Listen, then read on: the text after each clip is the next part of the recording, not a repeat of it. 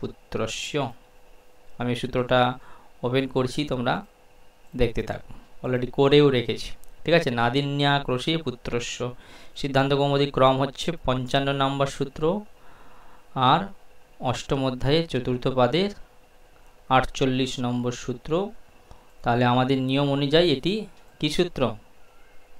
এটি হচ্ছে কি 8 4 84 হচ্ছে কি ত্রিপাদী, 8 4 84 হচ্ছে 48 হচ্ছে ত্রিপাদিষ্ঠ সূত্র।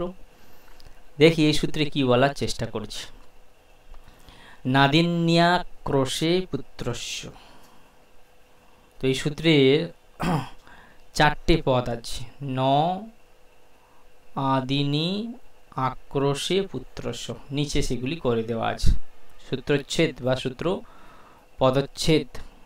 ঠিক আছে, পদচ্ছেদ করতে হয়, পদের উক্তি করতে হয়, এরকম কয়েকটি স্টেপ আছে। মানে সূত্র ব্যাখ্যা, ধরো সূত্র বা সূত্রের কি অর্থ সেটা ব্যাখ্যা করে বুঝতে গেলে আমাদের কি কি বুঝতে হয় না,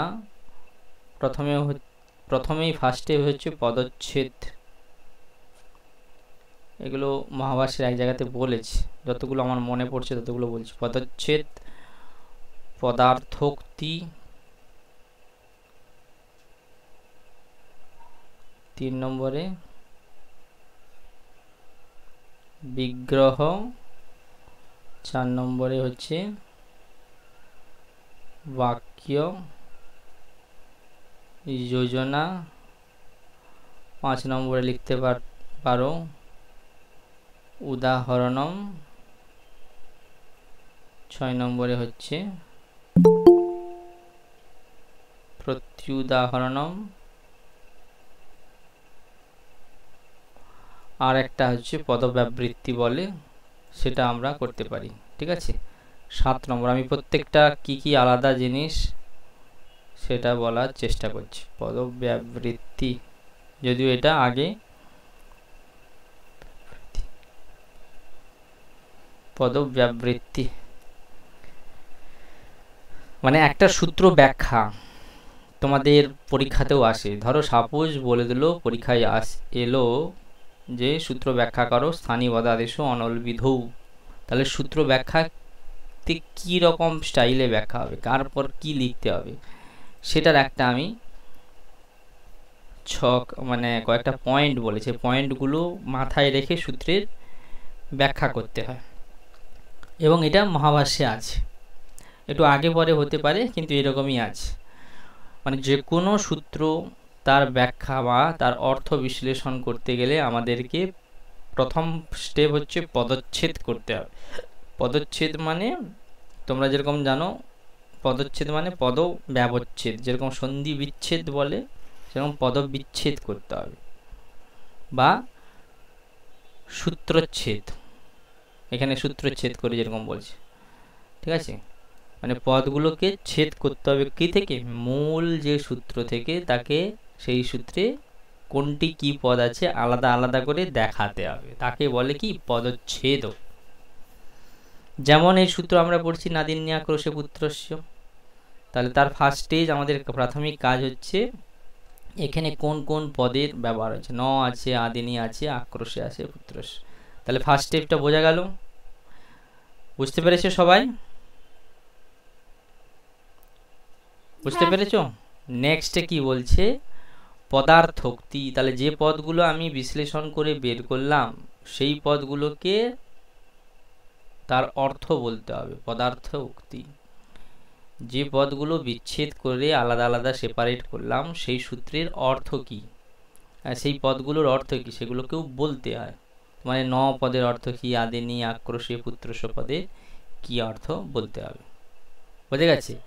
আবার কখনো কখনো থাকতে পারে ওই পদের মধ্যে কোনো সমস্ত পদ মানে সমাস হয়েছে এরকম যদি পদ থাকে, তাহলে তাকে তার বিগ্রহ টিগ্রহের প্রকাশ করতে হবে, বলতে হবে। যেমন আগে আগে আমরা করেছি, যেমন হচ্ছে অনচিচ। ঠিক আছে, অনচিচ সূত্রে এটা হচ্ছে সমাসবদ্ধ পদ। তাহলে এই সমাসবদ্ধ পদে তোমাকে বলতে হবে অনচি কি করে হয়েছে, ন অচি প্রথমে হচ্ছে ন অচ অনচ, নয় তৎপুরুষ, তারপরে তস্মিন অনচি সপ্তমী তৎপুরুষ। এই যে এগুলো হচ্ছে বিগ্রহ, ঠিক আছে, বিগ্রহ করা। বা আমরা করেছিলাম কি অজাদেশ, আগের সূত্রে বারবার বলছিলাম না অজাদেশ। অজাদেশ মানে ওই যে অচে স্থানে বা অচ আদেশ অজাদেশ, এই যে বাক্যগুলো বলি তাকে আমরা বলবো বিগ্রহ বাক্য। তাহলে কোথাও যদি কোনো পদের অর্থ বিশ্লেষণ করতে গিয়ে সেখানে বুঝতে হয় যে এখানে সমাস হয়েছে, তাহলে তার বিগ্রহ বলতে হবে। ওকে। আর বাক্য যোজনা প্রধানত একটি সূত্রের অর্থ, বাক্য যোজনা মানে কি এই অনুবৃত্তির কথা এবং অধিকারের কথাকে বাক্য যোজনার মাধ্যমে বলতে চাই। বাক্য যোজন করতে হবে, যোজন মানে সংযোজন করতে হবে। তাহলে সূত্রের মধ্যে যে পদগুলো আছে তার তো অর্থ জানবো, তাকে বিচ্ছেদ করব, সেখানে কোনো সমাস থাকলে তার বিগ্রহ বাক্য কি, তার অর্থ কি সেটা বের করার চেষ্টা করব। তার পাশাপাশি আমাকে করতে হবে বাক্য যোজনা, মানে আগের সূত্র থেকে কোনো অনুবৃত্তি আসছে কিনা, অধিকার আসছে কিনা, সেগুলো আমাদের দেখতে হবে, মানে সূত্র ব্যাখ্যার মধ্যে থাকবে, বলতে হবে। তাহলে যখন হয়ে গেল তখন সম্পূর্ণ তাহলে সূত্র হয়ে গেল, সূত্র হয়ে গেলে সূত্রের অর্থটা আমি বুঝে গেলাম। পরের স্টেপে হচ্ছে আমাকে উদাহরণ দিতে হবে, উদাহরণ দিয়ে বুঝিয়ে দিতে হবে সূত্রের অর্থটা কি করে বা সূত্রটা ওই স্থলে কি করে প্রযুক্ত হচ্ছে। আর উদাহরণ দিতে হয়। উদাহরণ মানে কিছু কিছু স্থল দেখাতে হবে, যে স্থলে আপাতত মনে হবে সূত্রটি লাগবে, কিন্তু সূত্রটি না লেগে অন্য সূত্র এসে অন্য একটি উদাহরণ করবে, সেগুলো আমরা কোনো কোনো স্থলে দেখব। এখানে না দেখতে পারি, অন্য কোনো স্থলে আছে, যখন আসবে তখন এটা মনে করা। প্রত্যুদাহরণ, উদাহরণ অ্যান্টি উদাহরণ, এক্সাম্পল অ্যান্টি এক্সাম্পল, মানে ধরো কোথাও কোনো একটি পদ, এই পদব্যবৃত্তির সঙ্গে প্রত্যুদাহরণের লিঙ্ক আছে। যেমন সাপোজ প্রত্যুদাহরণ কীরকম হবে, এখানে একটাও কোথাও সেরকম প্রসঙ্গ আসেনি। এই যে ধরো আমি বলছি, এক মিনিট, ধরো কোথাও এরকম আছে, সাপোজ ধরো ইকো জনছি, ঠিক আছে, ধরো ইকো জন, এই যে অচি পদ, এটা কেন দেওয়া হয়েছে? যদি না দেওয়া হতো তাহলে কি হতো? তাহলে যে কোনো কি, যে কোনো পদই পরে থাকুক না কেন ইকে স্থানে জন হয়ে যেত। বোঝা যাচ্ছে? যে কোনো পদ পরে থাকুক, যে কোনো মানে যে কোনো বর্ণ পরে থাকুক না কেন, সেক্ষেত্রে কি যাবে, ইকো জনসী সূত্র লেগে জন হয়ে যাওয়ার কথা। তো এইটাকে পদব্যবৃত্তি দিয়ে বোঝানো, মানে এই পদব্যবৃত্তিটা আগে বোঝো, তাহলে প্রত্যুদাহরণ বোঝা যাবে। মানে যদি পদব্যবৃত্তি বোঝা যায় তাহলে প্রত্যুদাহরণ। পদব্যবৃত্তিটি কি না, ইকো জনচি একটি সূত্রে কেন অজ পদের প্রয়োজন হলো, অজ যদি না দেই তাহলে তার কি উপকারিতা আছে কি অপকারিতা আছে, সেটা পদব্যবৃত্তির মাধ্যমে বোঝা যায়। যেমন আমি সাপোজ করছি যদি যুক্ত ওপি, বুঝা যাচ্ছে? এখন এই জায়গায় তো ইকো জনচি সূত্র লেগে যদ্যপি হয়, এখন আমি অচি পত্রা সূত্রের মধ্যে বলা আছে, যদি না থাকতো তাহলে সূত্রের অর্থটা কি দাঁড়াতো, ইকে স্থানে জন হবে পরে যে কোনো বর্ণ থাকলে। ক্লিয়ার? তাহলে কি হয়ে যেত, ধরো যদি যুক্ত রাম, সাপোজ যদি রাম, আমরা এরকম প্রশ্ন করি না, একটা বাক্য করতে পারি না, যদি রাম বনম গচ্ছেদ তর্হি ভরত রাজা ভবিষ্যতি। এটা কার? এটা মন্থরার ভাবনা ছিল না? রাম যদি বনে চলে যায় তাহলে কি রামের পরে হচ্ছে ভরত, তাহলে ভরত রাজা হয়ে যাবে, এটাই তো মন্থরা ভেবেছিল, হ্যাঁ কি না? এখন এই অংশতে দেখো, এখানে আমি যদি কেউ সন্ধি করবে ভাবে, ইকো জনচি সূত্রে এই অজপত্রা যদি না দেওয়া থাকতো তাহলে সূত্রটা কি হতো? ইকো জন মানে এই কে স্থানে জন হবে, পরে যে কোনো বর্ণ থাক, কোনো ব্যাপারই ছিল না। তাহলে এখানে যদি রামও, এখানে কি সন্ধি হয়ে যেত? ইকারের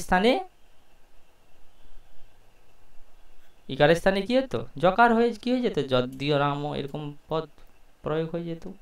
এটা হবে না, ঠিক আছে, এটা হবে না। এটা হচ্ছে পদব্যবৃত্তিতে বোঝা যায়। প্রতি উদাহরণ উল্টো উল্টো উদাহরণ হবে, উদাহরণের অ্যান্টি উদাহরণ। এই জায়গাতে কোনো নাদিন্যা ক্রোশে বা আমরা যে যে সূত্রগুলো পড়লাম এই সমস্ত সূত্রে খুব একটা বলা নেই। যখন আসবে তখন আমি প্রতি উদাহরণ বা অ্যান্টি এক্সাম্পলের উদাহরণ দেবো। এমনি প্রত্যেকটার উদাহরণ তো আমরা উদাহরণ তো জানি, যেমন নাদিন্যা ক্রোশে পুত্রস্য পড়বো, এখানে উদাহরণ আছে দেখবে। কোথায়? যদি আমরা সিদ্ধান্ত কৌমুদীতে চলে যাই, এই দেখো, পুত্রাদিনী স্বরূপিণী, পুত্রাদিনী ত্বমসি পাপে, এগুলো হচ্ছে সব উদাহরণ, এই সূত্রে উদাহরণ। আগের সূত্রে যেরকম উদাহরণ আমরা শুদ্ধি উপাস্য দেখছিলাম, তাহলে উদাহরণ, প্রতি উদাহরণ কি না এর বিপরীত উদাহরণ।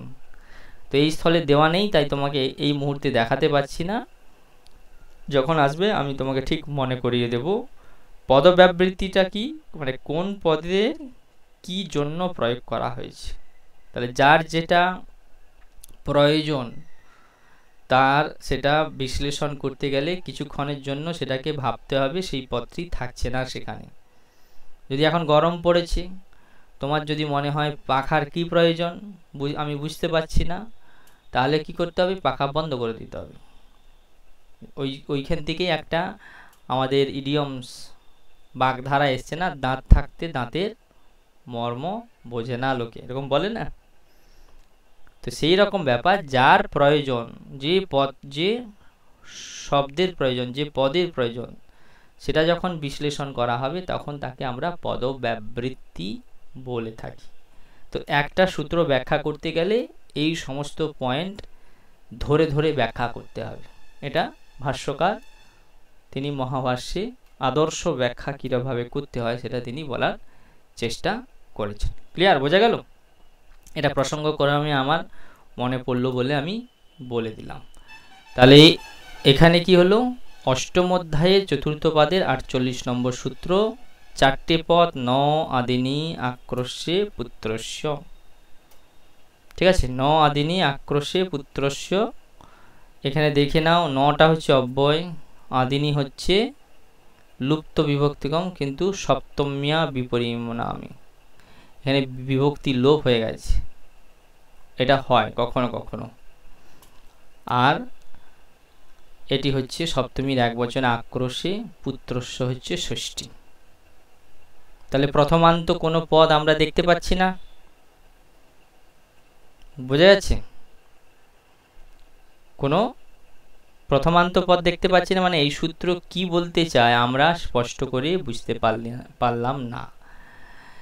তো এই সূত্র কি বলেছে? সপ্তমীগুলোর উল্লেখ করা আছে, এটা সপ্তমী, এটাও সপ্তমী, আর এটা হচ্ছে ষষ্ঠী। তাহলে আমরা সবসময় বলেছি যে কোনো সূত্রের প্রথমান্ত রূপে যেটা থাকে সেটি বিধান বোঝায়। তাহলে এই সূত্র বোঝা গেল না কি বলতে চায়। ন আদিনী আক্রোশে পুত্রস্য, বোঝা যাচ্ছে? তাহলে এর অর্থ বোঝা যাবে কি করে? আমরা বললাম সূত্রের নিজস্ব অর্থ এটা। তারপরে অনুবৃত্তিতে দেখো, অনুবৃত্তিতে একটি কোথা থেকে এসছে? দ্বে বলে আছে অনুবৃত্তি, তো অচোরাহাভ্যাম দ্বে আমরা এর পরে পড়ব, বোঝা যাচ্ছে? অচোরাহাভ্যাম দ্বে কোথায় আছে? এর পরে আছে, দেখো নিচের দিকে চলে যাও, আমরা পড়ছি নাদিন্যা ক্রোশে, এই যে আছে, দেখতে পাচ্ছি আমরা অচোরাহাভ্যাম দ্বে। এই সূত্র থেকে শুধুমাত্র দ্বে, দ্বে মানে দ্বিত্ব হবে। আচ্ছা, আর কি হবে, পূর্বত্রা সিদ্ধম অলরেডি পড়েছি, তার অনুবর্তন আসবে, আর সংহিতায়ামের অনুবর্তন আসবে।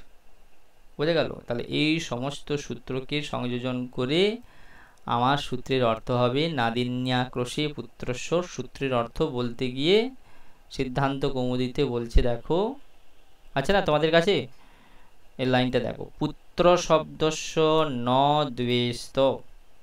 পুত্র শব্দস্য মানে আমাদের সূত্রের মধ্যে পুত্রস্য ছিল আর ন দেওয়া ছিল, তাহলে পুত্র শব্দের ন দ্বেষ্ট মানে দ্বিত্ব হবে না।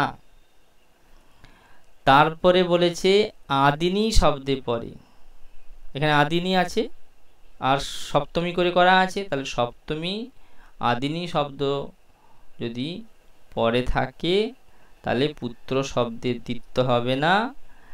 আবার কি কেমন আদিনি শব্দ, যদি সেই আদিনি শব্দের অর্থ আক্রোশ বোঝায়, কাউকে কারো ক্ষতি বা রাগ করা অর্থে বোঝায়। বোঝা গেছে? এবার এখানেই এর পরে আমরা পদব্যবৃত্তিরও উদাহরণ পড়ব। এখন এই সূত্রের অর্থ বোঝা গেল? সূত্রের অর্থ বোঝা যাচ্ছে? আদিনি শব্দটা তাহলে কি কি অর্থে ব্যবহৃত হয়?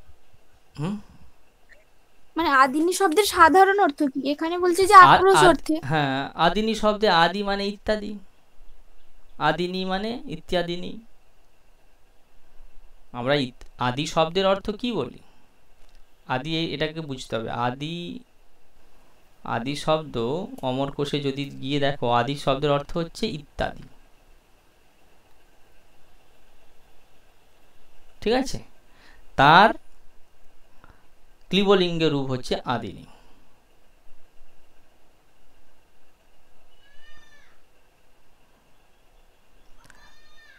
বোঝা গেল?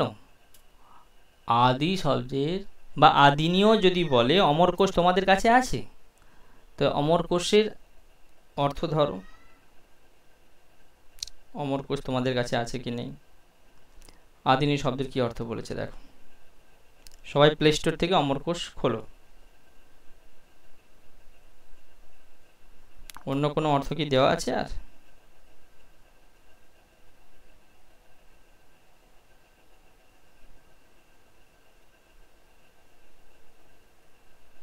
আর নেই। দেখতে ভালো করে যদি দেখো তাহলে দেখবে আর কোনো অর্থ নেই।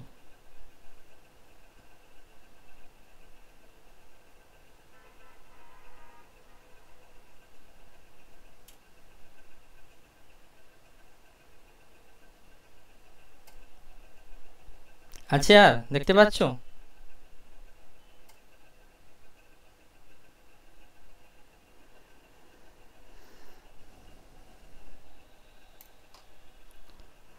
এবার সেই আদিনি শব্দের যদি আক্রোশরূপ অর্থ বোঝায় তাহলে কি হয়ে যাবে? তাহলে পুত্র শব্দের দ্বিত্ব হবে না। এতক্ষণ পর্যন্ত এটা হবে, ওটা হবে, সেটা হবে বলছিল, এখন বলছে এখানে দ্বিত্ব হবে না। এর বালমনোরমাতেও দেখতে পারো, এখানে আদিন্যাক্রোশে দ্বৈত জড়য়তি আছে। আক্রোশ মানে হচ্ছে নিন্দা অর্থে। ঠিক আছে? আক্রোশ ও নিন্দা,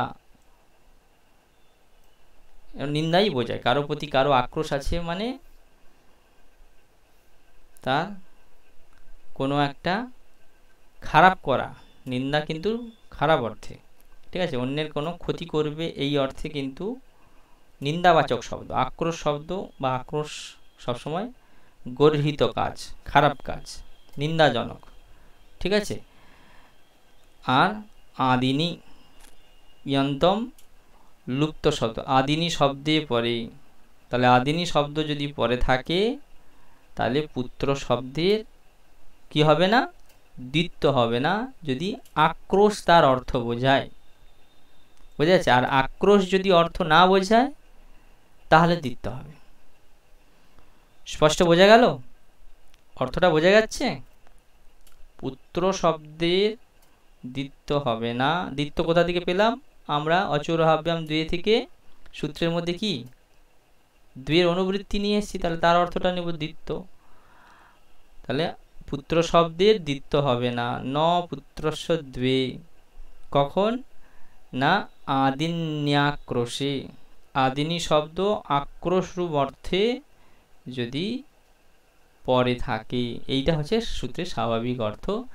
এছাড়া এখানে বিশেষ কিছু অর্থ বলা নেই। এখানে সম্পূর্ণ সূত্র দেখো, পুত্রস্য জড়, জ্বরের দ্বিত্ব হবে না।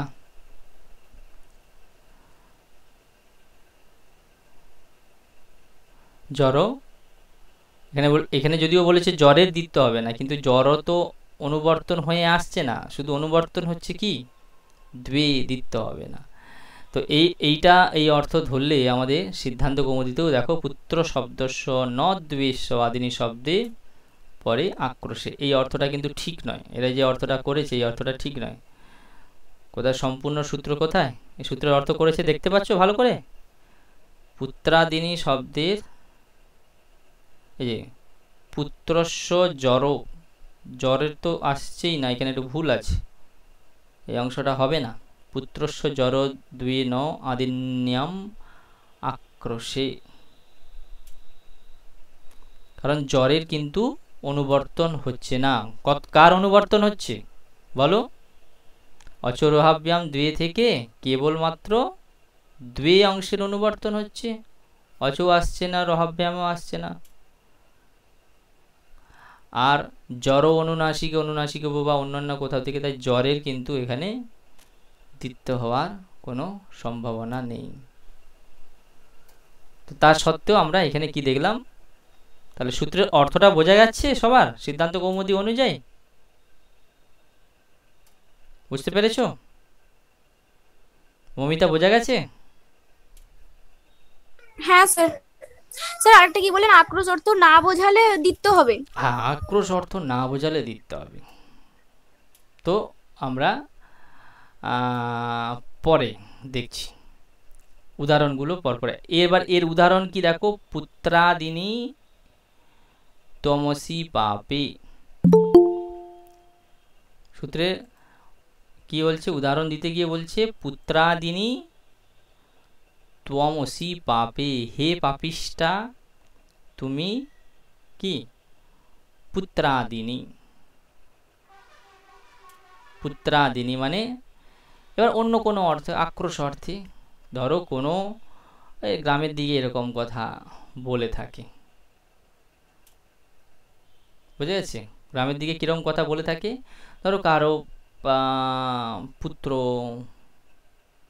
সন্তান মারা গেছে কোনো ক্রমে, তখন আমরা গ্রামের দিকে কি হয়, রেগে তার শাশুড়ি টাশুড়ি এরকম কথা বলে না, যে কি বলে, খারাপ কথা বলে একটা, পুত্রাদিনী মানে তুমি তোমার পুত্রকে খেয়ে ফেলেছ, এরকম অর্থে আক্রোশ দেখাতে গিয়ে এরকম প্রয়োগ করে। পুত্রাদিনী ত্বমসি পাপে, তুমি একটি পাপিষ্টা নারী, তুমি তোমার পুত্রকেও খেয়ে ফেলেছ,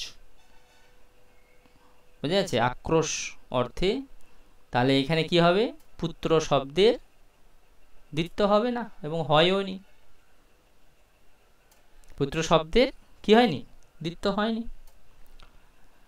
যেরকম আমরা এর অর্থটা বোঝা গেল সূত্রের সঙ্গে, পুত্র শব্দের দ্বিত্ব হবে না আদিনী শব্দে পরে থাকে। তাহলে এখানে পুত্র শব্দ তারপরে ছিল আদিনী, এখানে বলছে পুত্র শব্দের দ্বিত্ব হবে না। দ্বিত্ব হলে ডবল ডবল হতো, ডবল ডবল পদ। আমরা আগে একটা একটা বর্ণের দ্বিত্ব দেখেছি, এখানে একটা পদেরই দ্বিত্ব হয়ে যেত পুত্র শব্দের, তাহলে এরকম হয়ে যেত পুত্র পুত্র আদিনী, এরকম এরকম অর্থ হয়ে যেত।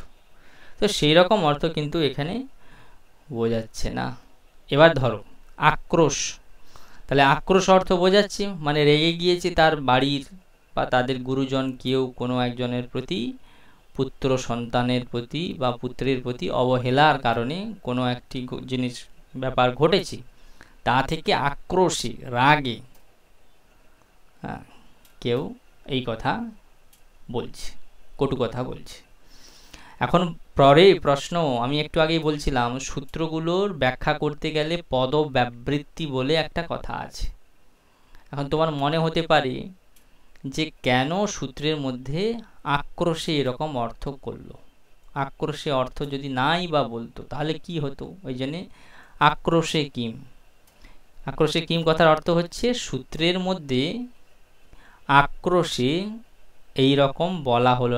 কিম কথার অর্থ হচ্ছে কিমর্থম, কিসের কারণে সূত্রে আক্রোশে এরকম বলা হলো। বাকিটা সবাই বুঝতে পারছো? ত্রিনা বোঝা যাচ্ছে? আদিত্য বোঝা যাচ্ছে? অনুশ্রী, হ্যাঁ স্যার। মোনালিসা, মৌমিতা, টুসি, শ্রাবণী, হ্যাঁ স্যার বুঝতে পারছি।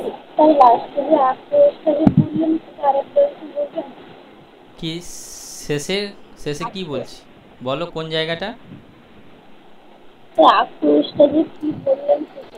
আক্রোশের অর্থে, ঠিক আছে? আক্রোশ, আক্রোশ মানে রাগ, ক্ষোভ প্রকাশ করতে গিয়ে আমরা আক্রোশ দেখাই না, যে তোমার প্রতি আমার একটা রাগ আছে, এবার সেই ক্ষোভের বশে আমি তোমাকে বকতে পারি, মারতে পারি, কিছু বলতে পারি, বা তোমার অনিষ্ট করতে পারি, খারাপ কিছু করতে পারি, তো সেই আক্রোশ। এখন বলছে সূত্রের মধ্যে আক্রোশ এই রকম শব্দ বলা হলো কেন, মানে প্রয়োজন কি? আক্রোশ শব্দ যদি না দেওয়া হতো তাহলে কি হতো, সূত্রটার অর্থটা কি দাঁড়াতো, এরকম মনে কারো কারো প্রশ্ন জাগতে পারে।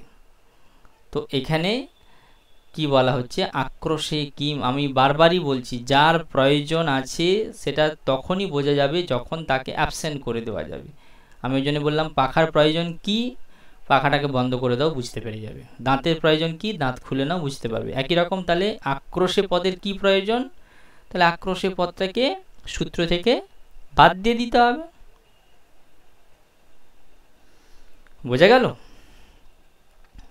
যদি এবার বাদ দিয়ে দিই, হ্যাঁ, যদি আক্রোশে অর্থটা বাদ দিয়ে দিই, তাহলে আমার আদিনি শব্দ, তাহলে কি, তাহলে আমার আদিনি শব্দের অনেক অর্থ আছে, তার মধ্যে একটা অর্থ হচ্ছে আক্রোশ। ক্লিয়ার? বোঝা যাচ্ছে? আদিনি শব্দের অনেক অর্থ আছে, তার মধ্যে একটা অর্থ হচ্ছে আক্রোশ। তাহলে আক্রোশ রূপ অর্থ বোঝালে আদিনি শব্দের পূর্বে যদি কি থাকে, পুত্র শব্দ থাকে, তাহলে তার কি হবে না, দ্বিত্ব হবে না। এটাই তো সূত্রটা বলেছে। এবার বলছে যদি আক্রোশ অর্থ তুলে দেই তাহলে কি হবে, তাহলে দ্বিবচন হবে। তত্ত্বকথনে দ্বিবচনম দ্বির্বচনম ভবত্যেব। যদি আমি আক্রোশ এই লেয়ারটা তুলে দেই তাহলে কি হবে, পুত্র শব্দের পর আদিনি শব্দ থাকলেই তার দ্বিত্ব হয়ে যাবে, পুত্র পুত্র হয়ে যাবে। হ্যাঁ কি না? বোঝা গেল? যেমন এখন বলা হচ্ছে যে বাইরে বেরোলে মাস্ক পরে যেতে হবে, বারবার বলছে না, বাইরে বেরোলে মাস্ক পরে যেতে হবে। যে কেন স্যার মাস্ক কেন, মাস্ক কেন পরতে হবে? তাহলে মাস্ক খুলে দাও, বাদ দাও। তাহলে বাদ দিলে কি হবে, তাহলে যে কোনো, তখন কি মনে হবে, যে কোনো লোক যেমন খুশি ইচ্ছে যেতে পারে, কেউ মাস্ক পরেও যেতে পারে, কেউ না পরেও যেতে পারে। কিন্তু যখন আমি পার্টিকুলার কোনো একটা নির্দেশ করে বলবো বাইরে বেরোলে কেবলমাত্র মাস্ক পরে যাবে, আর যারা যাবে না তার মানে কি, তাদেরকে পুলিশে অ্যারেস্ট করবে বা ফাইন করবে, সেম জিনিস এখানে। কি পুলিশে অ্যারেস্ট করার মতো, যে আক্রোশ রূপ যদি অর্থ বোঝায় তাহলে পুত্র শব্দের দ্বিত্ব হবে না। আর আমি যদি সূত্রের মধ্যে এসব কিছু না বলে জাস্ট এমনি বলি যে কি আদিনি,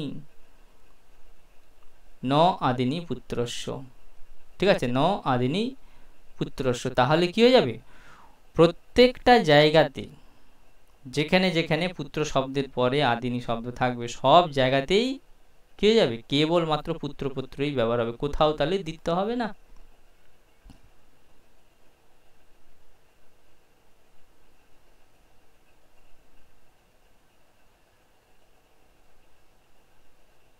বোঝা গেল না গেল না? বোঝা গেল? হ্যাঁ স্যার, বুঝতে পেরেছি। স্যার আরেকবার বলুন। আমি বলছি যেখানে আক্রোশ রূপ অর্থ আছে আদিনি শব্দের, সেখানে পুত্রের দ্বিত্ব হবে না, পুত্র শব্দের দ্বিত্ব হবে না। তাহলে আমি যদি আক্রোশ রূপ অর্থ খুললে বাদ দিয়ে দিই, তাহলে তার সূত্রের অর্থটা কি দাঁড়াবে? সূত্রের অর্থটা দাঁড়াবে যে পুত্রস্য আদিনি ন। তার মানে কোথাও যে কোনো আদিনি শব্দ, পুত্র শব্দের পর আদিনি শব্দ থাকলেই কে যাবে? পুত্র শব্দের পর আদিনি শব্দ থাকলেই আর দ্বিত্ব হবে না, এটাই তো মানে দাঁড়াবে। যে কোনো জায়গাতেই হবে না। তাহলে আমার যে একটা জায়গা আছে পুত্রাদিনী, কোথায়? এ পুত্রাদিনী তমসি পাপে। তাহলে সমস্ত জায়গায় যদি আদিনি শব্দ পরে থাকলে যদি দ্বিত্ব না হয়, তাহলে আমরা পরের দিকে দেখব পুত্র পুত্রাদিনী তমসি পাপে বলে এরকম একটি কি উদাহরণ পাওয়া যায়। তাহলে সেই উদাহরণ আর আমাদের হবে না, কখনই হবে না, কারণ সমস্ত জায়গাতেই তুমি কি বলছো? আদিনি শব্দ পরে থাকলে দ্বিত্ব হবে না। কারণ আমি আক্রোশে পত্রা নিয়ে প্রশ্ন করছি, প্রয়োজন আছে কি নেই সেটা নিয়ে আমি বিশ্লেষণ করছি। আমি বারবার বলেছি কোনো সূত্রের মধ্যে কোনো পদের কি জন্য দেওয়া হয়েছে যদি সেটা বিশ্লেষণ করতে হয়, তাহলে সেই পত্রাকে সূত্র থেকে প্রাথমিকভাবে বাদ দিয়ে দাও। তাহলে বাদ দিয়ে দিলে হয়ে যাবে ন আদিনি পুত্রস্য। তাহলে পুত্রস্য শব্দে পুত্র শব্দের সঙ্গে আদিনি শব্দের যখন কোনো আদিনি শব্দ পরে আছে তার সামনে যদি পুত্র শব্দ থাকে তাহলে কখনোই দ্বিত্ব হবে না, এরকমই মানে হবে, এরকমই মানে হবে তো। হ্যাঁ। তাতে কি সমস্যা হবে? তাতে দেখো দুটো উদাহরণ, একটা হচ্ছে পুত্রাদিনী ত্বমসি পাপে, আর একটা হচ্ছে পুত্র পুত্রাদিনী ত্বমসি পাপে। দুটো অর্থ আছে। তাহলে দুটো অর্থ কিন্তু এক নয়। একটাতে এখানে কি বলা হচ্ছে? এখানে হচ্ছে তোমার ওই আক্রোশ বোঝায়, এই উদাহরণটা আক্রোশ বোঝায়, কিন্তু পরের উদাহরণটা আক্রোশ বোঝায় না। তাহলে পরের উদাহরণটা আক্রোশ বোঝায় না, সেই কারণে এখানে ডবল পুত্র শব্দের দ্বিত্ব হয়েছে, পুত্র পুত্রাদিনী। আর এখানে আক্রোশ বোঝায় বলে একটা হয়েছে। আমি যদি সূত্র থেকে আক্রোশের পত্রাই তুলে দেই তাহলে কি দাঁড়াবে? কখনোই পুত্র শব্দের পরে আদিনি শব্দ থাকলে তার দ্বিত্ব হবে না, এই অংশে কোনো প্রবলেম হবে না। কিন্তু এই যে উদাহরণ, আমি এইরকম উদাহরণ কখনো কি করতেই পারবো না। বোঝা গেল?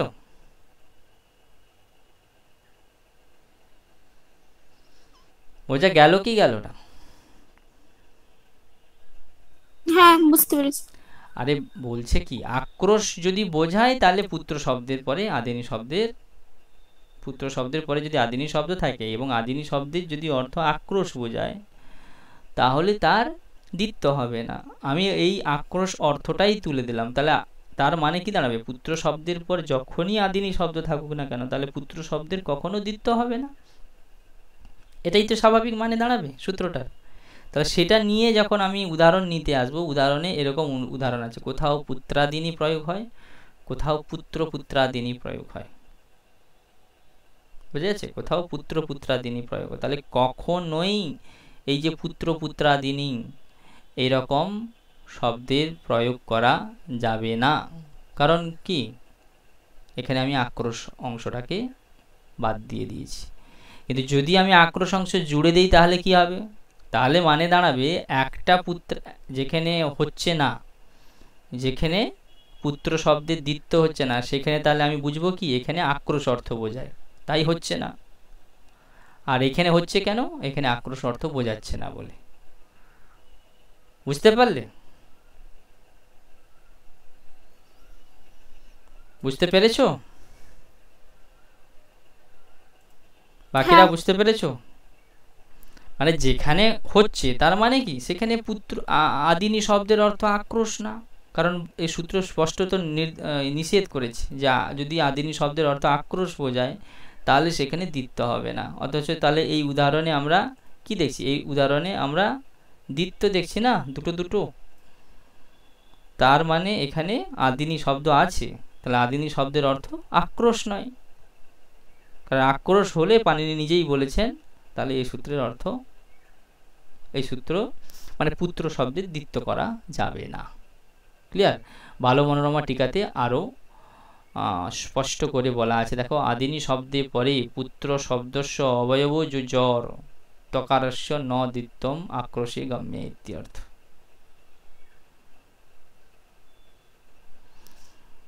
অতএব আর একটা জিনিস আমরা যেটা একটু আগে ভুল করছিলাম সেটা তাহলে কারেকশান করা উচিত। এবং আমি আগেও হয়তো একটু কিছু কিছু জায়গায় মিস্টেক করেছি। আমরা কি করেছিলাম, যে অনুবৃত্তিতে শুধুমাত্র দ্বে নেওয়া হয়েছে, তাই না? অনুবৃত্তিতে শুধুমাত্র কি দ্বে নেওয়া হয়েছে না? দেখা যাচ্ছে অনুবৃত্তিতে কেবলমাত্র দ্বে নেওয়া হয়েছে, কিন্তু তার মানে এই যে অচৌরাহাভ্যাম দ্বে, হ্যাঁ, বা এখানে তার মানে আরও জ্বরের অনুবর্তন হবে। জ্বর, এটা এই জ্বরটা আমরা কোথা থেকে পেয়েছিলাম? কোন সূত্রে ছিল বলো দেখিনি? কোন সূত্রে ছিল জ্বর? ভালো করে দেখো, এই জ্বরটা কোথায় ছিল? এই অনচিচ সূত্রে জ্বরটা ছিল না? অচপ পরে জ্বরের দিতে হবে। জ্বরটা আমরা কোথা থেকে পেয়েছিলাম?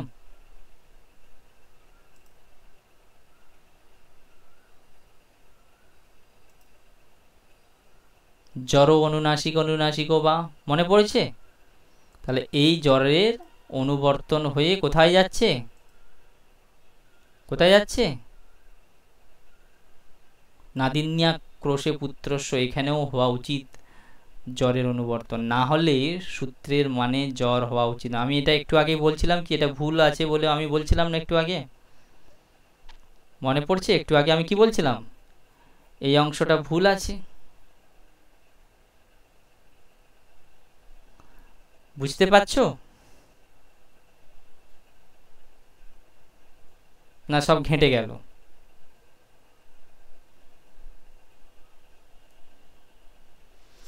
ত্রিনা সব ঘেঁটে গেল? শ্রাবণী আরেকবার বলুন। হ্যাঁ, মৌমিতা সব ঘেঁটে গেছে? স্যার এই জ্বরের অনুবৃত্তিটা এটাই বুঝতে হ্যাঁ, পারছি। আমি জ্বরের অনুবৃত্তিটা দেখো, আমি আসলে এইখানে যারা যে সূত্রটা যেমনভাবে করেছে সেই ব্যাখ্যা অনুযায়ী এতক্ষণ পর্যন্ত পড়ে পড়ে আসছিলাম, কোথাও প্রবলেম হচ্ছে না। ভালো করে লক্ষ্য করো, এখানে কোথাও একটা ভুল আছে। আমি বলেছিলাম এই অংশটাই ভুল আছে। জ্বরের কোথা থেকে এলো? এখানে তো অনুবৃত্তিও নেই, অধিকারও নেই। ক্লিয়ার? বোঝা যাচ্ছে? বোঝা গেল? তাহলে এই জ্বর এই অংশটা কোথা থেকে পেল? এই যে সম্পূর্ণ সূত্র করছে দেখো, পুত্রস্য জ্বর দ্বে বা দ্বে ন আদিন্যাম আক্রোশে। তাহলে আদিন্যাম আক্রোশে পুত্রস্য, এটা পেলাম পুত্রস্য আদিন্যাম আক্রোশে সূত্রের মধ্যে থাকলো। দ্বে থেকে এখানে দ্বেটা পেলাম, নটা আমার এই সূত্রের মধ্যে আছে, ন পেলাম। ক্লিয়ার? এই জ্বর অংশটা কোথাও থেকে পাচ্ছি? কোথাও আছে? নেই। তাহলে এই জ্বরের মানে জ্বরের দিতে হবে। এতক্ষণ পর্যন্ত আমরা কিসের বলছিলাম? পুত্রের দিতে হবে। এবার দেখো এই অর্থটা এখানেও উল্টো কিরম করে অর্থ করেছে, অর্থটা ঠিক নয়। পুত্রাদিনী শব্দস্য তকারস্য আক্রোশে গম্য মানে দ্বিত্বম ন ভবতি। এখানে কিন্তু সূত্রের অর্থ ঠিক করেছে, তকারের দ্বিত্ব হবে না, মানে জ্বরের দ্বিত্ব হবে না। আমি বলছিলাম কি পুত্র শব্দের দ্বিত্ব হবে না। ক্লিয়ার? বুঝতে পেরেছো? পুত্র শব্দের মধ্যে যে পুত র এবং অ, তাই তো পুত্র, তারপরে ছিল আদিনি, তাই তো পুত্রাদিনী। এই সমস্ত জায়গাতে কি আসছে? পুত্রাদিনী। ক্লিয়ার? সমস্ত জায়গাতে কি আছে? পুত্রাদিনী। এই সূত্র কিন্তু আমার এই ব্যাখ্যা দেখে প্রথমে মনে হয়েছিল যে জ্বরের কথা বলছে না, পুত্রর কথা বলছে, কারণ দেখো এখানে কোথাও জ্বরের অনুবর্তন হয়নি। তাহলে এই যে ব্যাখ্যা যে আমরা ওয়েবসাইট থেকে দেখছি সেখানেও কিছু ভুল আছে। যেমন ভুল আছে এখানে জ্বরের অনুবর্তন হচ্ছে তারা বলেনি, কিন্তু সূত্রের সম্পূর্ণ অর্থ করতে গিয়ে জ্বরের কথা বলছে। তাহলে এই অংশটা কোথা থেকে এলো? তাহলে নিশ্চয়ই অনুবর্তন হয়ে আসছে। এবং অনুবর্তন হয়ে কোথা থেকে আসছে? একেবারে জ্বর অনুনাসিক অনুনাসিক বা থেকে আমার শুধুমাত্র জ্বরের অনুবর্তন হয়েছিল। এই জ্বরের প্রয়োগ আমরা কোথায় পেয়েছিলাম? বলো কোথায় পেয়েছিলাম? অনচিচ সূত্রে পেয়েছিলাম না? এখানে ছিল না অনচিচ সূত্রে? এখানে জ্বরের ছিল না প্রয়োগ? অচের পরে জ্বরের দ্বিত্ব হবে, মনে পড়ছে? হ্যাঁ স্যার। তাহলে এই জ্বরটা আমরা কোথা থেকে পেয়েছিলাম? না, এই জ্বরটা পেয়েছিলাম জ্বর অনুনাসিকে অনুনাসিক বা থেকে জ্বরটা পেয়েছিলাম, সেম জিনিস। তাহলে আমাদেরও নাদিন্যাক্রোশে পুত্রস্য, এখানেও জ্বরের অনুবর্তন হবে। এই জ্বরটি এখানে লিখতে ভুলে গেছে ওরা, ঠিক আছে, যার ফলে গোলমালটা বেঁধে গেছে। এখানে যদি জ্বরের অনুবর্তন বলে দিত কোথায়? জ্বর অনুনাসিকে অনুনাসিক বা, তাহলে সূত্রের অর্থটা কি দাঁড়াতো? পুত্র শব্দের কি হবে? জ্বরের দ্বিত্ব হবে। পুত্র শব্দের জ্বরের কি হবে? দ্বিত্ব হবে। জ্বর মানে জ্বরের, পুত্র শব্দের জ্বরের দ্বিত্ব হবে না যদি আদিনী শব্দ পরে থাকে এবং সেই আদিনী শব্দের যদি আক্রোশরূপ অর্থ হয়। এবার ক্লিয়ার হলো সূত্রের অর্থটা সংশোধন করে? পুত্র শব্দের জ্বরের, পুত্র শব্দের মধ্যে জ্বর যেটি আছে এবং জ্বর বর্ণ দেখো তকার, ক্লিয়ার? এই তকারের কি হবে না, এই জন্য এখানে করেছে দেখো, পুত্রাদিনী শব্দস্য তকারস্য আক্রোশে গম্য মানে দ্বিত্বম ন ভবতি। তাহলে সূত্রের অর্থটা এবার স্পষ্ট বোঝা গেছে। পুত্রাদিনী বলে যে শব্দ, এই শব্দের ভেতরে যে তকার আছে সেই তকারটা তার মানে কি? তকারটি হলো জ্বর। এই জ্বরের দ্বিত্ব হবে না। এতক্ষণ পর্যন্ত আমরা ওইগুলোই তো আলোচনা করছিলাম, কোথায় দ্বিত্ব হবে, অন্য জায়গায় কি হয়েছিল? ধকারে দ্বিত্ব হয়ে ডবল ধ হচ্ছিল, মনে পড়ছে আগেরগুলো শুদ্ধি উপাস্যতে? তাহলে পুত্র শব্দের বেলাতেও একই রকম হওয়ার কথা।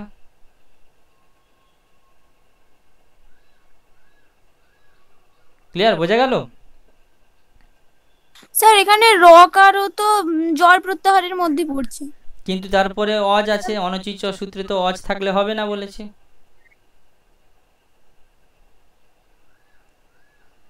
মানে এখানে সেই সূত্রটাও প্রয়োগ করা হয়েছে। সেই সূত্রটাও আসবে, সেই সূত্রটাই সেন্স। এটাও বলছে জ্বরের হবে, তাহলে জ্বরের দ্বিত্ব হবে। তাহলে জ্বর এখানে কি আছে? তকার, ওই জন্য তকারের দ্বিত্ব হচ্ছে, দ্বিত্ব হবে না বলেছে। কেন না, পরে আদিনী শব্দ আছে, শুধু আদিনী শব্দ থাকলে হবে না বলেছে। এই আদিনী শব্দের অর্থ করেছে আক্রোশ, সেই কারণে পুত্রাদিনী নর্মাল প্রয়োগ হয়ে গেছে। উদাহরণ কি ছিল? পুত্রাদিনী তমসি কি?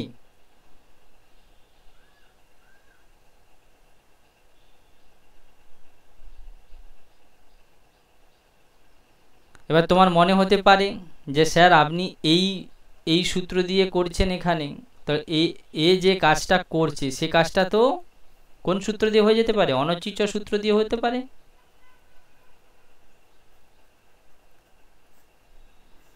তুমিও তো বলছো পুত্রাদিনীতে কি কি হবে? পুত র অ তারপরে হচ্ছে আদিনী, ক্লিয়ার? তো অনচিচ সূত্র দিয়েই তো হয়ে যাবে। এখানে নাদিন্যা আক্রোশে পুত্র সূত্র দরকারই না, কারণ সেখানে কি ছিল? অচের পরে জ্বরের দ্বিত্ব হবে পরে অচ না থাকলে। তাহলে এখানে অজ আছে উকার, তকার হচ্ছে জ্বর, পরে অজ স্বরবর্ণ নেই। তাহলে আমি এখানে, আপনি বলছেন তকারের দ্বিত্ব করব, আমি তকারের দ্বিত্ব অনচিচ সূত্র দিয়েই করে দেব, হ্যাঁ কি না? এই সূত্রের কোনো প্রয়োজনই নেই। নতুন সূত্র রচনার কোনো প্রয়োজন নেই। ক্লিয়ার? বোঝা যাচ্ছে? বুঝতে পারলে? কিন্তু বলছে না, হবে না। স্পষ্ট করে যদি দেখো তোমরা বালো মনোরমা তত্ত্ববোধে কাশিকাতেও দেখো, আদিনি পরত আক্রোশে গম্যমানে পুত্র শব্দস্য ন দ্বভবত অনচিচ ইতি প্রাপ্তি প্রতিষিধ্যতে। স্পষ্ট করে লেখা আছে। অনচিচ সূত্র দিয়ে যে এখানে দ্বিত্ব প্রাপ্তি হয়েছিল, সেই দ্বিত্ব প্রাপ্তি এখানে কি করা হচ্ছে? নিষেধ করা হচ্ছে। বোঝা গেল কেন নিষেধ করা হচ্ছে? সেখানে কিন্তু এই অর্থটা ছিল না, এই আক্রোশের ব্যাপারটা ছিল না, আক্রোশের ব্যাপার ছিল না। অনচিচর মধ্যে কি কিছু ছিল? অনচির চয়ের পরে কিন্তু কিছুই ছিল না। জাস্ট বলা ছিল কি, অচের পরে জ্বর থাকলে তার দ্বিত্ব হবে, পরে অচ না থাকলে। তারপরে কি থাকবে সেটা কিন্তু এই সূত্রের মধ্যে বলা নেই, সেই সূত্রের মধ্যে বলা ছিল না। সেই কারণে এটি একটি স্পেশাল সূত্র। কেবলমাত্র কি শব্দ? পুত্র শব্দকে নিয়েই বলেছে, সরি পুত্র শব্দ বলছে, কেবলমাত্র আদিনি শব্দ পরে থাকলে, কারণ সূত্রের মধ্যে আদিনি শব্দের উল্লেখ করা আছে। আর অনচিচ সূত্রের মধ্যে কি? অনচিচ সূত্রের সঙ্গে এই সূত্রের পার্থক্যটা বুঝতে পারছো? অনচিচ সূত্র বলেছিল অচের পরে জ্বরের দ্বিত্ব হবে না, অচের পরে জ্বরের দ্বিত্ব হবে পরে যদি কি থাকে?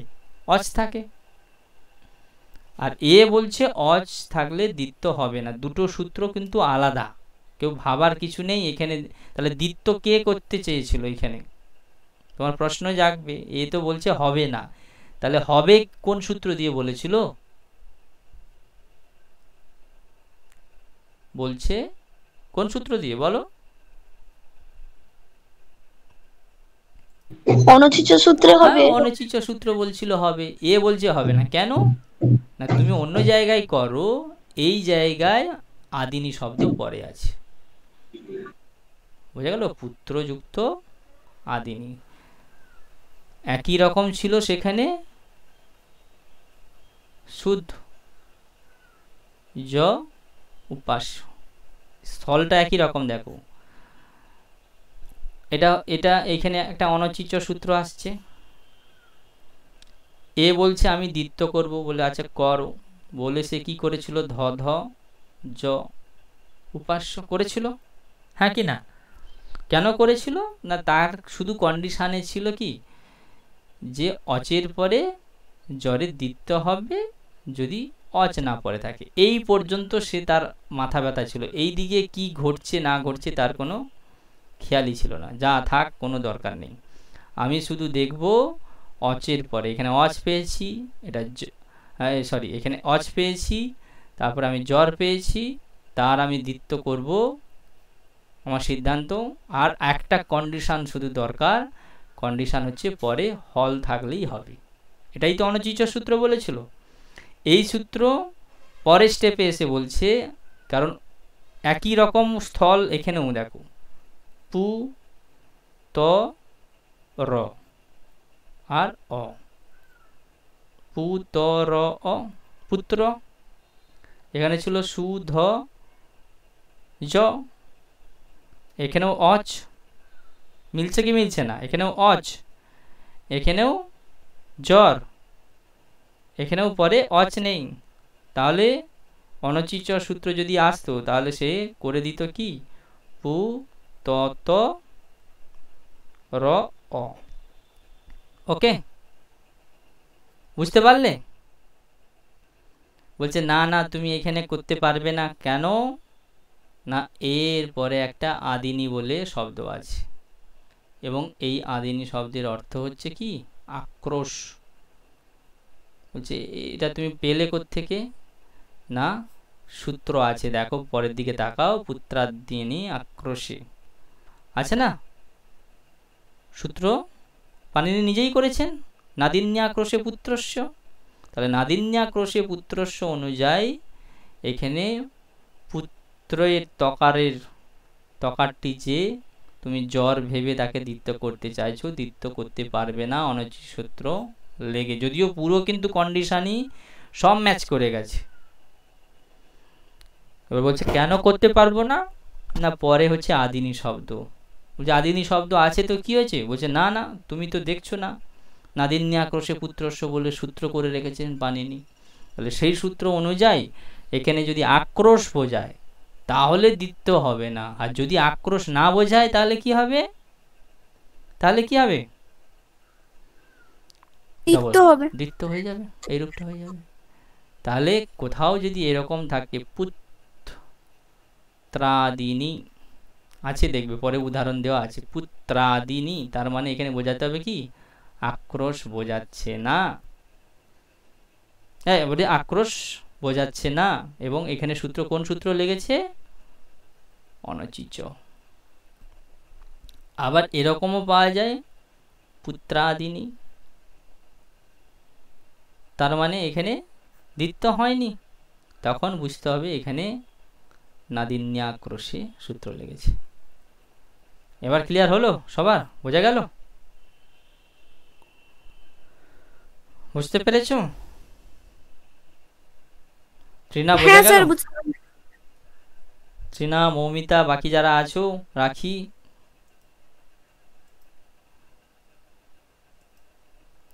টুসি বোঝা গেছে, শ্রাবণী বোঝা গেছে, সৌমিতা, মোনালিসা, মমতা, মধুপর্ণা, হ্যাঁ স্যার রাহুল, বুঝতে পেরেছি। অনুশ্রী, অতুশ্রী বোঝা গেছে? হ্যাঁ স্যার। তো এই হচ্ছে পুরো ম্যাটার। এবার আরো একটা জিনিস আমরা একটু বিচার করে দেখে নেব, অনচিচ সূত্রের সংখ্যা কত বলো, অনচিচ সূত্রের সংখ্যা কত, আর নাদিন্যাক্রোশের সূত্রের সংখ্যা কত। এবার তার মানে এটা নিয়ে লড়াই হচ্ছে একটা জায়গাতে, একজন বলছে তকারের দ্বিত্ব করবো, মানে একজন বলছে জ্বরের দ্বিত্ব করবো, আরেকজন বলছে জকারের দ্বিত্ব হবে না। তাহলে আমি কার কথা শুনবো, কার কথা শুনবো? অনচিচ হচ্ছে ৮ ৪ ৪৭ নম্বর, 47। তাহলে এখানে লেখো ৮ ৪ ৪৭ নম্বর সূত্র। নাদিন্যাক্রোশে কত নম্বর সূত্র? স্যার 48। তাহলে ৮ ৪ কি ৮ ৪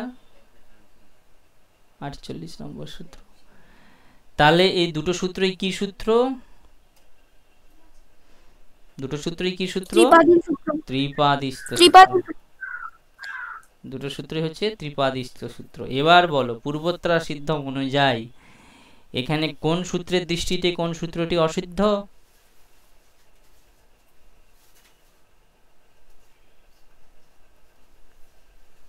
বলো, ত্রিপাদ্যামপি পূর্বম প্রতি পরম শাস্ত্রম অসিদ্ধম। ত্রিপাদিতেও পূর্বের প্রতি পরের শাস্ত্রটি অসিদ্ধ আছে, মানে এটা ত্রিপাদিষ্ট সূত্র। তাহলে পূর্বের প্রতি পরের শাস্ত্র মানে অসিদ্ধ। পরের শাস্ত্র কোনটি? নাদিন্যাক্রোশে, এটি অসিদ্ধ সূত্র। অসিদ্ধ সূত্র হওয়ায় কোথাও কোথাও পুত্রাদিনী শব্দ হতে পারছে, নাহলে কখনোই হতে পারতো না। বোঝা যাচ্ছে? পরবর্তী সূত্র হলে সবসময়ই বাধা দিয়ে দিত, অনচিচ সূত্র কখনোই করতে পারতো না। অনচিচ সূত্র এই যে পুত্রাদিনীতে করেছে, কারণ আদিনী শব্দ থাকলেই নিষেধ করে দিত। বোঝা যাচ্ছে? যদি আমরা আগের নিয়ম অনুযায়ী পূর্বত্রা সিদ্ধম না পড়ি তাহলে কি পড়তাম? তাহলে পূর্বত্রা সিদ্ধমে সবসময় তাহলে আরেকটা নিয়ম কি চলে আসতো, বিপ্রতিষেধে পরম কার্যম, এই নিয়মটা থাকতো। ভালো করে বোঝো, বিপ্রতিষেধে পরম কার্যম। আমি যদি পূর্বত্রা সিদ্ধম এই নিয়মটা না করতাম তাহলে কোন নিয়মটায় থাকতো? বিপ্রতিষেধে পরম কার্যম, মানে একই স্থলে একই বিরোধ দেখা দিলে পরের সূত্রটি বলবান হয়, তাহলে এই মানেটাই চলতে থাকতো। অসুবিধা কোথায় হতো? যে আমি কখনোই পুত্রাদিনী কি এই রূপটাকে সাধন করতে পারতাম না বা সাধুরূপ বলে ঘোষিত করতে পারতাম না। কেন পারতাম না? না পরবর্তী সূত্র হচ্ছে নাদিন্যাক্রোশে। ঠিক আছে, তাহলে নাদিন্যাক্রোশের সূত্র পরবর্তী সূত্র হওয়ায় বিপ্রতিষেধে পরম কার্যম অনুযায়ী কি হয়ে যেত? নিষেধ হয়ে যেত, জ্বরের নিষেধ হয়ে যেত। কেন না পুত্রাদিনীতে পুত্র শব্দ আগে আছে, পরে আদিনী শব্দ আছে। তাহলে এই সূত্র ধরলে কখনোই কি বিপ্রতিষেধে পরম কার্যম এই পরিভাষা অনুযায়ী নাদিন্যাক্রোশে এই সূত্রটি সব সময় পেত, বিশেষ করে পুত্রাদিনী শব্দের বেলাতে। তাহলে পুত্রাদিনী শব্দ এই সূত্র কি বলে? এই সূত্র জ্বরের নিষেধ করে। নাদিন্যাক্রোশের সূত্র কি করে? জ্বরের নিষেধ করে, জ্বরের দ্বিত্ব নিষেধ করে, আর অনচিচ জ্বরের দ্বিত্ব করে। তাহলে কখনোই দ্বিত্ব সূত্র মানে অনচিচ সূত্র পেত না। কেন পেত না? এ সব আগে সূত্র হয়েছে, এর থেকে বলবান সূত্র হয়ে যেত নাদিন্যাক্রোশে। কারণ এই পরবর্তী সূত্র, আর পরবর্তী সূত্র হয়ে গেলে তাহলে কখনোই পুত্র শব্দের পরে আদিনী শব্দ থাকলে তকারের দ্বিত্ব হয়ে এরকম পুত্রাদিনী বলে রূপ হতো না। স্পষ্ট বোঝা যাচ্ছে? বোঝা গেল?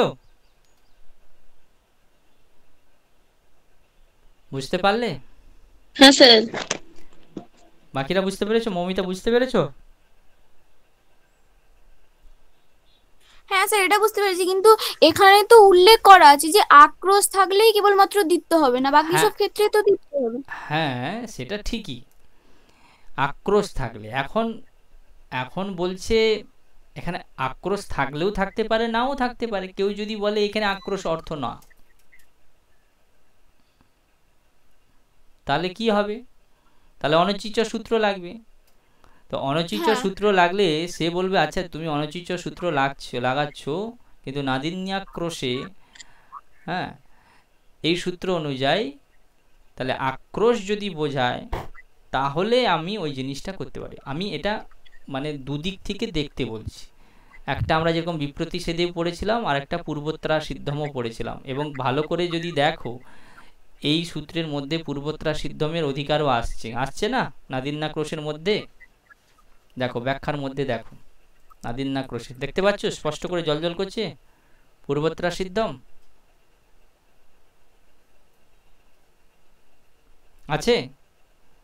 এর ব্যাখ্যাটা দিতে চাইছিলাম। তাহলে পূর্বত্রা সিদ্ধম অনুযায়ী আমি কি এই সূত্রটাই সব সময় বলবান হয়ে যাবে।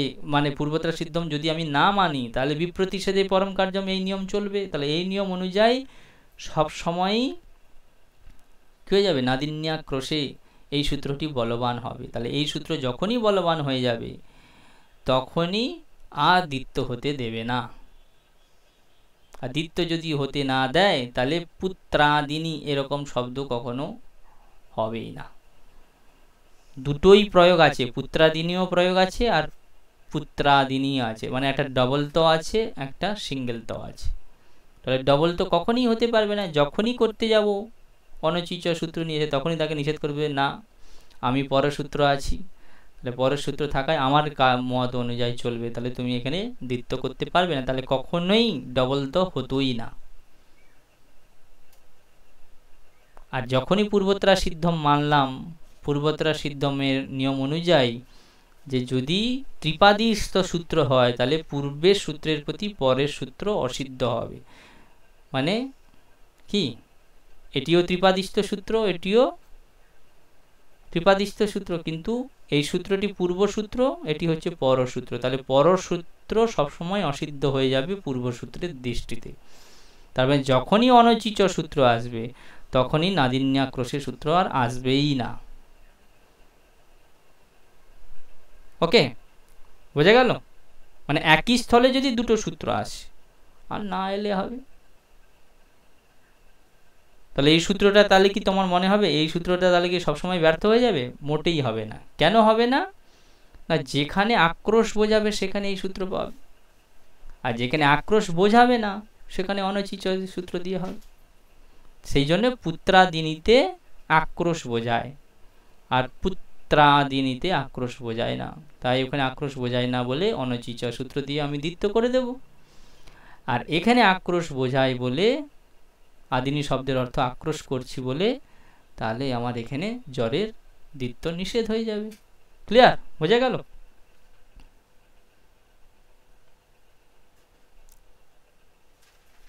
বুঝতে পেরেছো তো সবাই?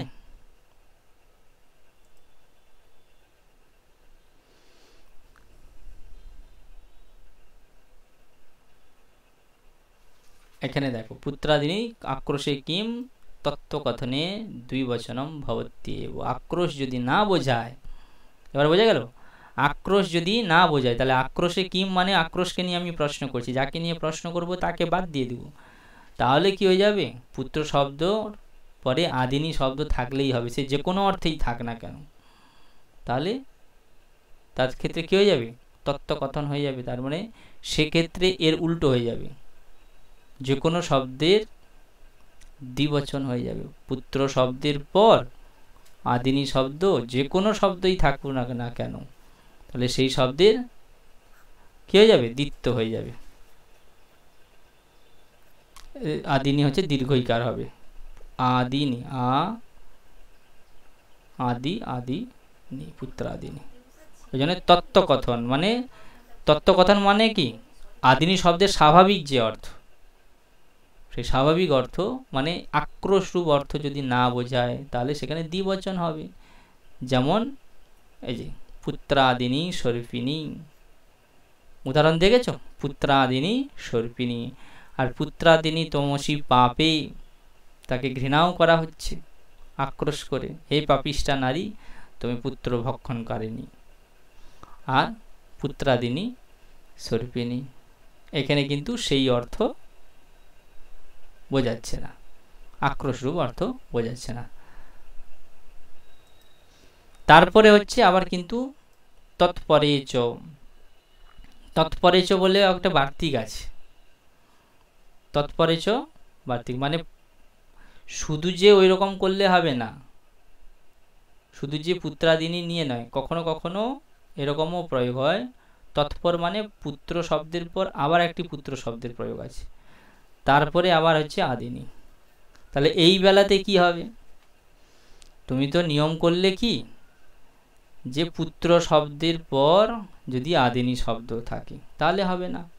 আচ্ছা বলছে, আচ্ছা স্যার যদি পুত্র পুত্র থাকে, এরকমও তো প্রয়োগ আছে, পুত্র পুত্রাদিনী তমসি পাবে বলে, হ্যাঁ সেই ক্ষেত্রেও হবে। তৎপরে চ মানে একই রকম, শুধু পুত্র শব্দের পরে আদিনী শব্দ থাকলে নয়, যদি পুত্র শব্দের পর আবার একটিও পুত্র শব্দ থাকে সেক্ষেত্রেও জ্বরের দ্বিত্ব হবে না। কেন না? পরে আদিনী শব্দ আছে এবং সেই আদিনী শব্দের অর্থ হচ্ছে আক্রোশ। ক্লিয়ার? বোঝা গেল? সেটি বার্তিক দিয়ে পরে সংশোধন করার চেষ্টা করেছি, কারণ একটা সময় শুধুমাত্র পুত্রাদিনী এরকম প্রয়োগ হতো, পরবর্তীকালে বার্তিককারের সময় এসে দেখলো যে পুত্র পুত্রাদিনী বলে এরকম শব্দের প্রয়োগ হচ্ছে, পুত্র পুত্র ডবল ডবল শব্দ। সেই জন্য বার্তিককারও সংশোধন করে দিলেন সূত্রটার সঙ্গে, যে শুধু এইরকম নাদিনী আক্রোশে পুত্রস্য এটা বললে শুধু হবে না, এখানে মনে করবে যে আরও একটি পুত্র শব্দ তৎপর, তৎকথার অর্থ হচ্ছে পুত্র শব্দ, পর মানে আবার পরে থাকবে, মানে পুত্র শব্দের পর যদি আবার একটি পুত্র শব্দ থাকে সেক্ষেত্রেও এই সূত্রটি যা বলতে চাই সেটা বুঝবে এবং অর্থটা সেম, পুত্র পুত্রাদিনী তমসি পাপে।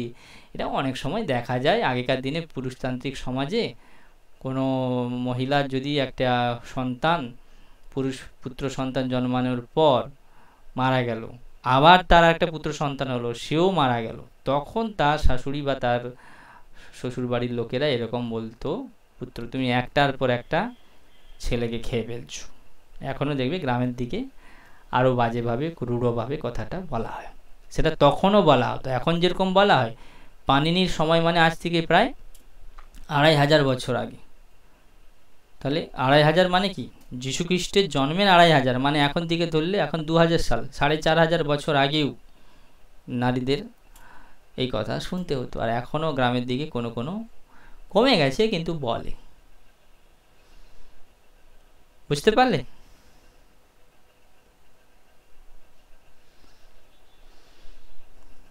ক্লিয়ার? আবার একটা বার্তিক পরে আছে, দেখো বা হত জগধয়, বা হত জগধয়, যে শুধু আক্রোশ শব্দ যোগে নয়, পরবর্তীকালে দেখা গেছে আক্রোশ অর্থ ছাড়াও, যেরকম আদি শব্দের অনেক অর্থ, আদিনী শব্দের অনেক অর্থ আছে, তার মধ্যে আক্রোশ, এই আক্রোশ অর্থের বেলাতে এতগুলো নিয়ম বলা হলো, তাই তো। এবার বলছে এরকম নয়, যদি পুত্র শব্দের পরে আদিনী থাকায় এইগুলো বলা হলো। এবার বলছে না, পুত্র শব্দের পরে যদি হত শব্দও থাকে একই রকম এবং আক্রোশ বোঝায়, তাহলেও কিন্তু আমরা কি করব না, এই পুত্র শব্দের যে জ্বর আছে তার দ্বিত্ব করব না। কিংবা জগ্ধ শব্দও যদি থাকে, তিনি আরেকটা বার্তিক করে দিলাম, হত জগ্ধয়, তাই পুত্র হতি বা পুত্র জগধি, এটা একেবারে তার অ্যাডজেক্টিভ বানিয়ে দিল। এই যে পুত্র হত্যাকারী, তাকে এক কথায় কি বলবো তাহলে, পুত্র কি হতি। তাহলে যে জায়গায় দ্বিত্ব হচ্ছে সেই জায়গায় কিন্তু কি আক্রোশ রূপ অর্থ থাকবে না, যেমন এখানে পুত্র হতি। আবার দেখো কোথায় পুত্র জগধি, তাহলে এই পুত্র হতি পুত্র জগধি এই দুটো অর্থ আক্রোশ অর্থে, মানে ইচ্ছে করে যদি কেউ মেরে ফেলে, নিজের অবহেলায় যদি কেউ মেরে ফেলে, তখন কি হয়, আক্রোশে এরকম প্রয়োগ হয়, এবং আক্রোশে প্রয়োগ হলে এখানে কোনো দ্বিত্ব হচ্ছে না, দেখো নর্মাল। আর যদি স্বাভাবিকভাবে মারা যায়, স্বাভাবিকভাবে যদি কেউ হত্যা করে, তখন সেখানেও বলা হবে মাতৃহারার মতো পুত্র হতি পুত্র জগধি। হ্যাঁ, কারো পুত্র হয়তো আগুনে দগ্ধ হয়ে মারা গেছে, ঠিক আছে, তার মাকে বলা হবে পুত্র জগধি মাতা বা পুত্র হতি মাতা। ক্লিয়ার, বোঝা যাচ্ছে? এটা নর্মাল, আক্রোশ না। আর আক্রোশ হলে কি হবে, ডবল তকার হবে না। বুঝতে পারলে? বাকি সবাই বোঝা গেল? আদিত্য বোঝা গেল?